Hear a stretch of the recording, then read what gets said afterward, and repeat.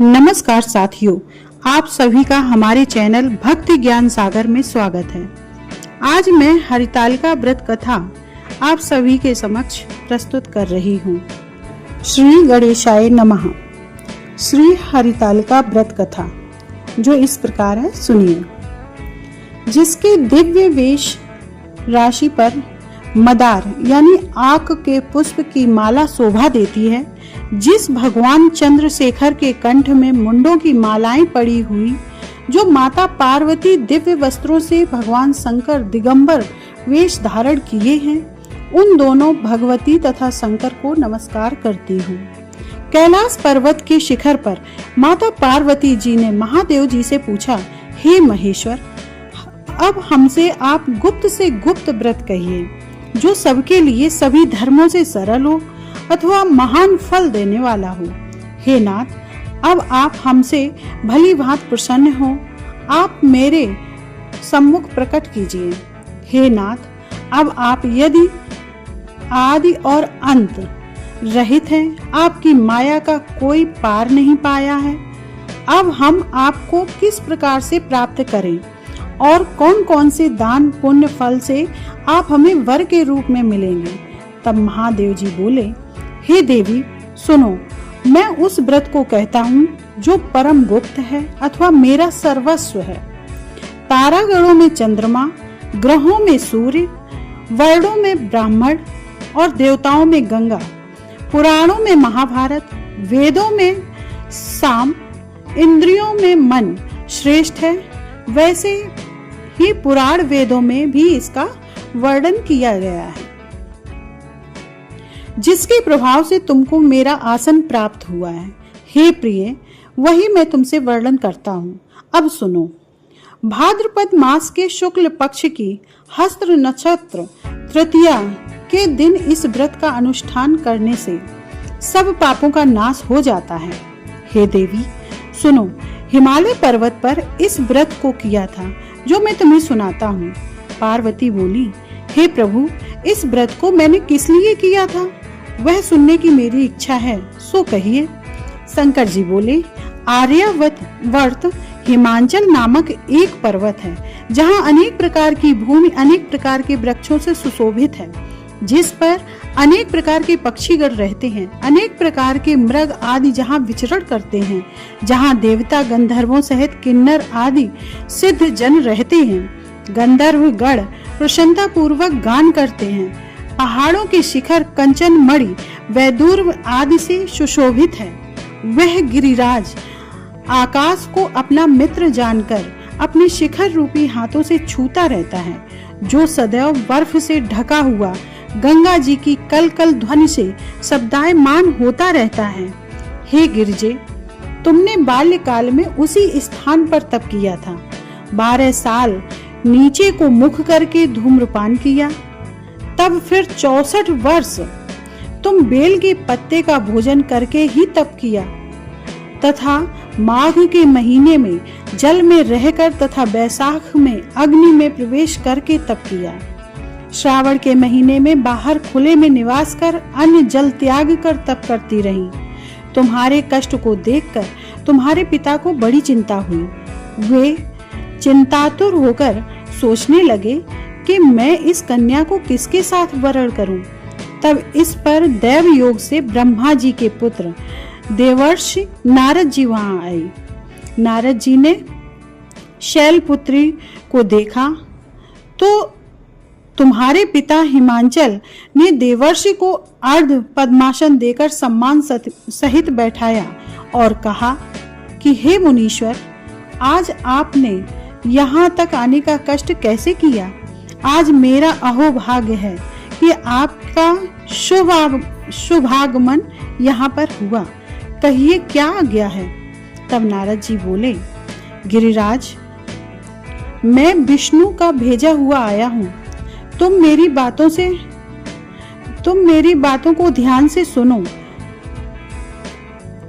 तुम अपनी लड़की को उत्तम वर प्रदान करो।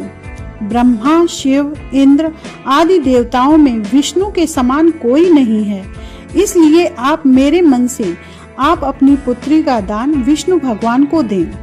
हिमांचल ने कहा, यदि भगवान विष्णु देव स्वयं ही पुत्री को ग्रहण करना चाहते हैं तो फिर इसी कार्य के लिए ही आपका आगमन हुआ है, तो यह मेरे लिए गौरव की बात है। मैं अवश्य ही उनको दूंगा। हिमांचल की यह कथा सुनते ही देवर्षि नारद जी आकाश में अंतर्ध्यान हो गए और शंख चक्र गदा पद्म पीतांबरधारी विष्णु भगवान के पास जा पहुंचे।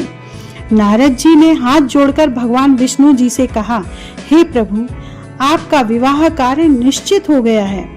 हिमांचल ने प्रसन्नता पूर्वक कहा, हे पुत्री, मैंने तुमको गरुड़ ध्वज भगवान विष्णु को अर्पण कर दिया है। पिता के वाक्यों को सुनते ही पार्वती अपनी सहेलियों के घर गई और पृथ्वी पर गिरकर अत्यंत दुखी होकर विलाप करने लगी। विलाप करते हुए देखकर सखियां बोली कि हे देवी, तुम किस कारण से इतनी दुखी हो, मुझे भी बताओ, मैं अवश्य ही तुम्हारी इच्छा पूर्ण करूंगी। तब पार्वती जी बोली, हे सखी, मेरे मन की अभिलाषा है, अब मैं तुमको सुनाती हूँ।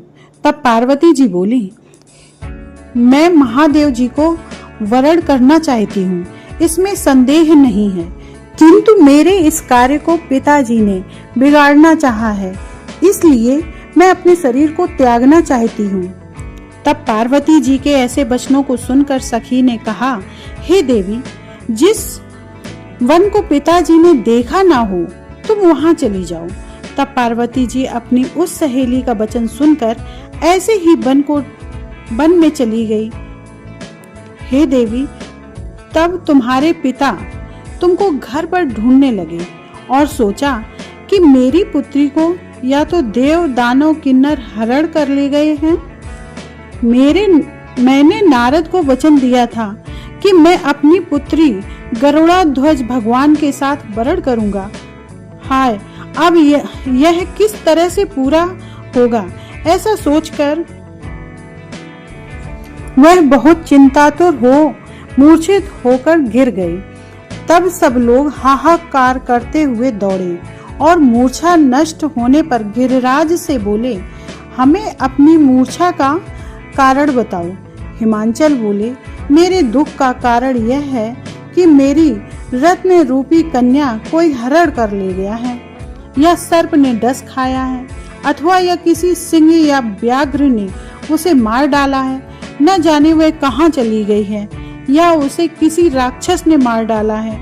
इस प्रकार यह कहकर गिरिराज दुखित होकर इस तरह से कांपने लगे जैसे कि तीव्र वायु चलने से कोई वृक्ष कांपता हो। तत्पश्चात हे पार्वती जी, तुमको गिरिराज सखियों के सहित घने जंगल में ढूंढने निकले। सिंह, व्याघ्र आदि हिंसक जंतुओं के कारण वन बहुत भयानक प्रतीत होता था। तुम भी सखी के साथ घूमती हुई भयानक जंगल में एक नदी के तट पर एक गुफा में पहुंची।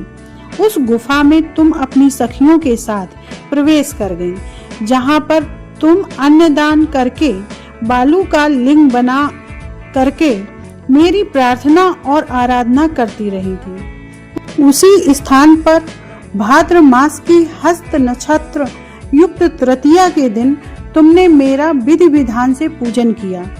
तब रात्रि को मैं उस स्थान पर आ गया जहां पर तुम और तुम्हारी सखियां दोनों थी। मैंने आकर के तुमसे कहा कि मैं तुमसे प्रसन्न हूँ, तुम मुझसे वरदान मांगो। तब तुमने कहा कि हे देव, यदि आप प्रसन्न हैं तो आप महादेव जी मेरे पति हों। मैं तथास्तु कहकर कैलाश पर्वत को चला गया। तुमने प्रभात होते ही उस बालू की प्रतिमा को नदी में विसर्जित कर दिया।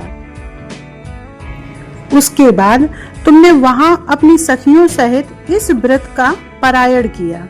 इतने में हिमांचल भी तुम्हें ढूंढते हुए उसी वन में आ पहुंचे। वह चारों ओर तुम्हें न देखकर मूर्छित होकर जमीन पर गिर पड़े। उसी समय दो कन्याओं को नदी तट पर देखा, तब वे तुम्हारे पास आ गए और तुम्हें हृदय से लगाकर रोने लगे और बोले, हे पुत्री, तुम इस सिंह व्याघ्रादि युक्त घने जंगल में क्यों चली आई? पार्वती जी बोली कि हे पिताजी सुनिए, मैंने पहले ही अपना शरीर शंकर जी को समर्पित कर दिया था, किंतु आपने इसके विपरीत कार्य किया, इसलिए मैं वन में चली आई। ऐसा सुनकर हिमवान ने फिर तुमसे कहा कि मैं तुम्हारी इच्छा के विरुद्ध यह कार्य नहीं करूंगा। तब वे तुमको लेकर घर आए और तुम्हारा विवाह हमारे साथ कर दिया। हे प्रिय, उसी व्रत के प्रभाव से तुमको यह मेरा अर्धासन प्राप्त हुआ है। इस व्रत के राज को अभी तक मैंने किसी के सम्मुख वर्णन नहीं किया है। हे देवी, अब मैं तुमको बताता हूँ, सो सुनो। इस व्रत का नाम व्रतराज क्यों पड़ा? तुमको सखी हरण करके ले गई थी, इसीलिए इस व्रत का नाम हरितालिका व्रत पड़ा। पार्वती जी बोली, हे स्वामी, आपने इसे व्रतराज का नाम क्यों दिया? किंतु मुझे इसकी विधि एवं फल भी बताइए। इसके करने से किस फल की प्राप्ति होती है? तब शंकर जी बोले कि स्त्री जाति की अति उत्तम व्रत की विधि को सुनिए। सौभाग्य की इच्छा रखने वाली स्त्री इस व्रत को विधि पूर्वक करे।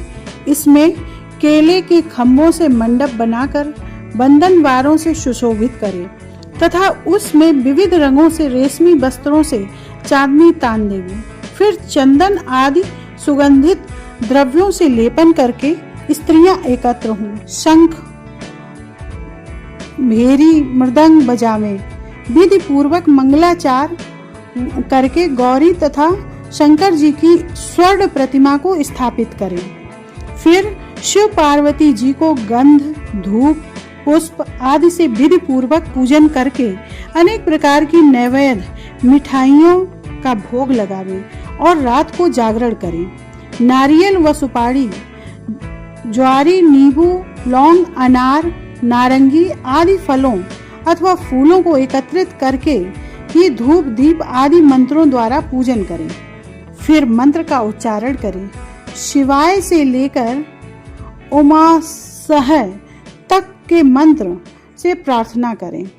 अब प्रार्थना मंत्रार्थ यह है, कल्याण स्वरूप शिव है, मंगल रूप महेश्वरी है। हे शिवे, आप हमें सब कामनाओं को देने वाली कल्याण रूपे तुमको नमस्कार है। कल्याण स्वरूप माता पार्वती जी, हम आपको बारंबार नमस्कार करते हैं और श्री शंकर जी को मैं सदैव नमस्कार करती हूँ। हे सिंह वाहिनी, सांसारिक भय से व्याकुल हूँ, मेरी रक्षा करो। हे महेश्वरी, मैंने इसी अभिलाषा से आपका पूजन किया। पार्वती माता, हमारे ऊपर प्रसन्न होकर मुझे सुख और सौभाग्य प्रदान कीजिए। इस प्रकार मंत्रों द्वारा उमा सहित शंकर जी का पूजन करें तथा विधि विधान सहित कथा सुनकर गौ, वस्त्र तथा आभूषण ब्राह्मणों को दान करें। इस प्रकार पति पत्नी दोनों को एकाग्रचित होकर पूजन करें। वस्त्र, आभूषणों आदि को संकल्प द्वारा ब्राह्मणों को दक्षिणा दें। हे देवी, इस प्रकार व्रत करने वालों के सभी पाप नष्ट हो जाते हैं। फिर वह 7 जन्म तक राज्य सुख और सौभाग्य को भोगती है। जो स्त्री इस तृतीया व्रत के दिन अन्नाहार करती है, वह 7 जन्म तक बंध्या एवं विधवा होती है।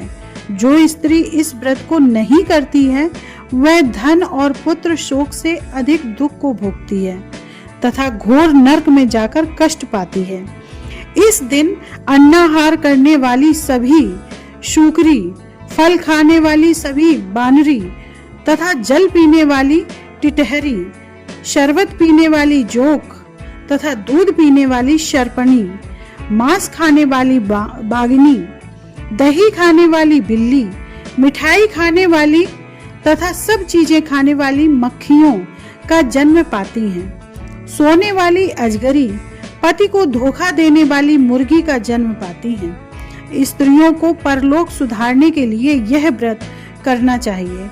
व्रत के दूसरे दिन का पारायण करने के पश्चात चांदी, सोना, तांबे या कांसे के पात्र में ब्राह्मण को अन्न दान करना चाहिए। इस व्रत को करने वाली स्त्रियां मेरे समान पति को पाती हैं। मृत्यु लोक में पार्वती जैसे स्वरूप को प्राप्त करती हैं और जीवन के सांसारिक सुखों को भोग कर परलोक मुक्त को पाती हैं।